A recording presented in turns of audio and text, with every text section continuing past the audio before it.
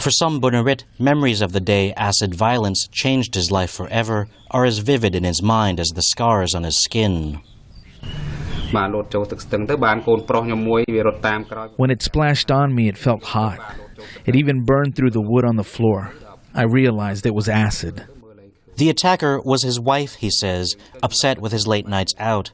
When he came home one morning, she threw the burning liquid on his face. My son told me, "Jump into the river, Daddy." I jumped into the river. I was blinking in the water, and then I couldn't see anything. That was more than 15 years ago. Today, Bunarit is a peer counselor at the Cambodian Acid Survivors Charity, a refuge where people recovering from acid attacks receive care and rehabilitation.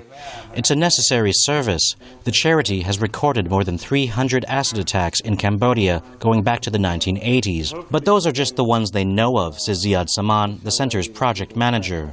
And the reason why it's so disturbing is that the intention is not to necessarily kill the intended victim, but is to leave them marked physically and emotionally for the rest of their life. Such attacks continue despite the passage of a tough new acid attack law late last year.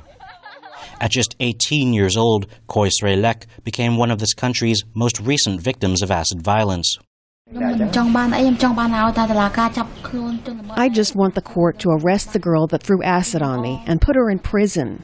That's what I want.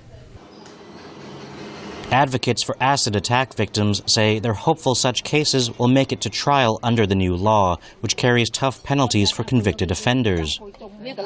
But they also want strict regulations on the sale of all acids, including those contained in car and motorcycle batteries or used for purifying gold and cleaning jewelry.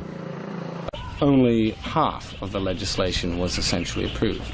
All of the regulatory aspects rely on a sub-decree which has not yet been developed. So, at the moment, if the law has two arms, punishment for perpetrators and regulation, only one of it's officially in effect at the moment. While advocates wait for the legislation to be fully implemented, survivors like Bunarit are trying to get on with their lives.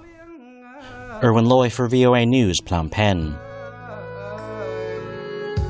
យើងបានសំគ្រូដោយអង្គការ